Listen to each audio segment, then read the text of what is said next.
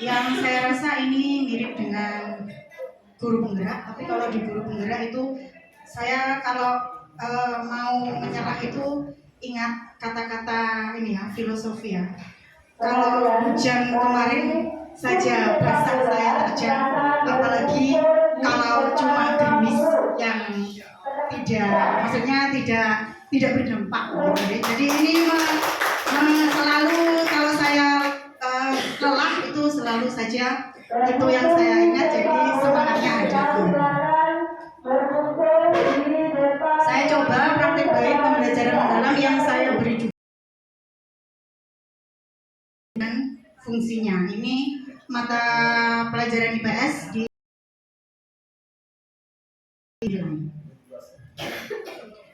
terlebih dahulu saya mengidentifikasi siswa kelas saya yang saya ajar. Sebagian besar siswa sudah tahu uang, tetapi belum memahami apa definisi uang tersebut. Kemudian sebagian besar siswa tahu uang, tapi belum memahami fungsinya dan bagaimana cara menjaga uang. Artinya siswa hanya tahu kalau uang itu hanya digunakan untuk bisa mendapatkan barang, tetapi tidak tahu fungsi uang yang lainnya. Kemudian tujuan pembelajaran, saya mengambil 3 tujuan pembelajaran di sini, yaitu siswa dapat menjelaskan tentang apa itu uang, kemudian mereka juga menjelaskan fungsi uang, dan juga yang ketiga bagaimana cara menjaga uang. Karena sudah saya spill kemarin, kami dari MGMP IPS yang sudah berkunjung ke Bank Indonesia itu mempunyai kewajiban untuk menyampaikan tentang program CPB, Cinta, Paham, dan Bangga Terhadap Rupiah. Makanya ini kami sampaikan ke siswa kami bagaimana cinta rupiah, bagaimana paham rupiah, dan bagaimana bangga terhadap rupiah. Kemudian situasi banyak sekali siswa SMP 1 Arjasa yang berbelanja di kantin maupun koperasi sekolah menggunakan uang tunai, tetapi uangnya itu sering dilipat atau diremas-remas begitu ya, Bapak Ibu. Mereka hanya mengetahui kalau uang hanya bisa digunakan untuk menukarkan barang saja senilai dengan uang yang mereka punya. Mereka juga tidak memahami bagaimana cara menjaga uang yang baik. Mengapa perlu mempelajari uang? Uang adalah sesuatu yang sangat penting sebagai sarana untuk memenuhi kebutuhan. Karena apa yang kita butuhkan, baik itu barang maupun jasa, semuanya bisa terpenuhi kalau kita punya uang. Uang sebagai identitas suatu bangsa, sehingga siswa perlu mengerti bagaimana cara menjaga uang sebagai bentuk cinta, paham, dan bangga terhadap rupiah.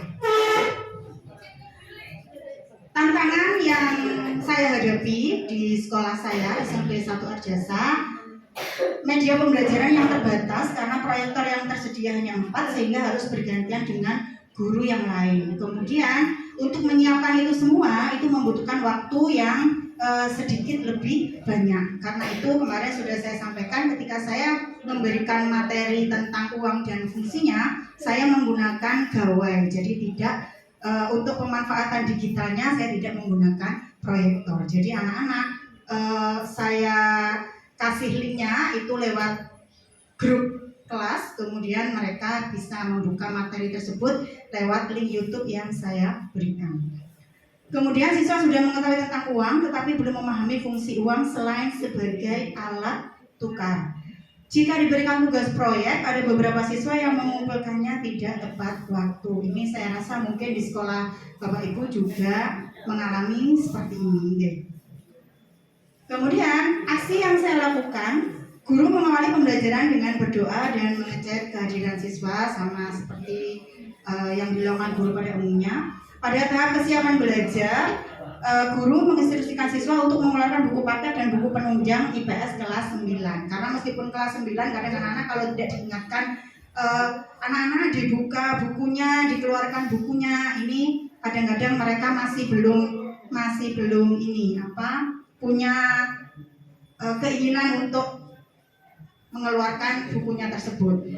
Meskipun mungkin tahap berkesadaran itu sudah sering kita berikan, tapi kadang-kadang anak-anak perlu diingatkan setiap hari.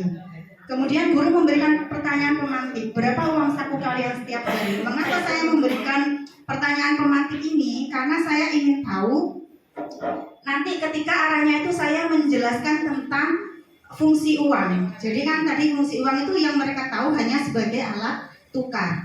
Ternyata selain sebagai alat tukar itu punya fungsi yang lain. Jadi dengan seperti itu ada fungsi uang sebagai satuan hitung. Jadi yang dimaksud satuan hitung itu saya berikan contoh kontekstual. Kalau dia misalnya dia punya dikasih uang saku 10.000. Dengan uang 10.000 itu dia bisa mendapatkan kue yang harga 2.000 dengan 5 kue yang mereka dapat.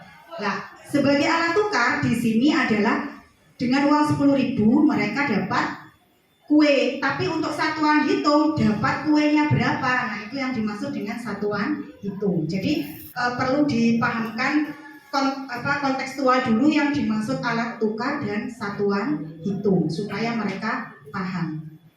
Kemudian memberikan pertanyaan pemantik lanjutan, apakah uang saku kalian selalu habis dan tidak tersisa? Nah, kenapa saya memberikan pertanyaan pemantik ini? Karena ini nantinya juga saya hubungkan dengan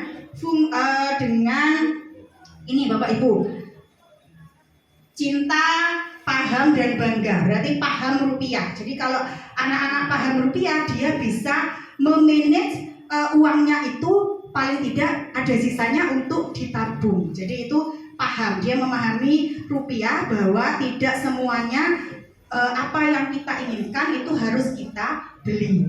Ada kalanya ada uang yang harus kita tabung, karena itu untuk motif berjaga-jaga di kemudian hari sebagai bentuk kita memahami terhadap rupiah, gitu ya. Kemudian guru menyampaikan tujuan pembelajaran dan saya meng-share link YouTube melalui WA grup kelas.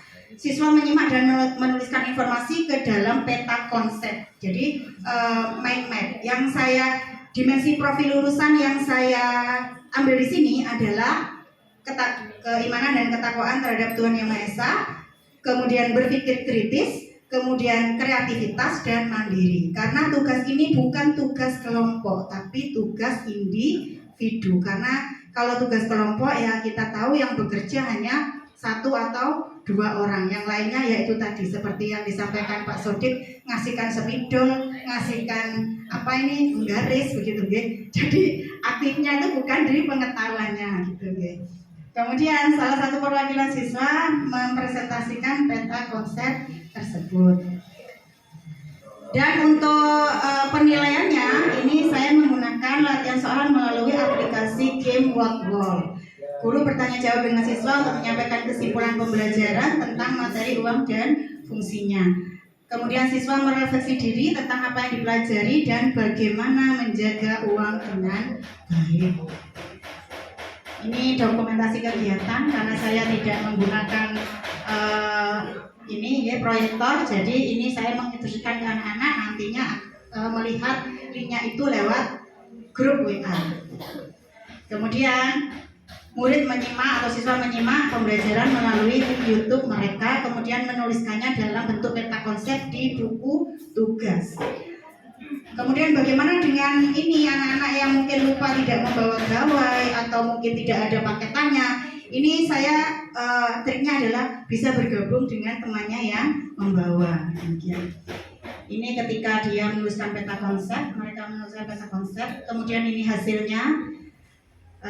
Kemudian ini mengajarkan latihan soal formatif dengan aplikasi Game What Wall dengan link barcode ya Bu, saya barcode.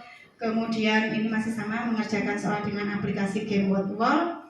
Kemudian keberhasilan murid menjadi lebih bersemangat, suasana kelas menjadi interaktif dan lebih aktif terutama saat tanya jawab dan menyampaikan kesimpulan. Terima kasih Burung Irian, Burung Cendrawasih. Cukup sekian, terima kasih.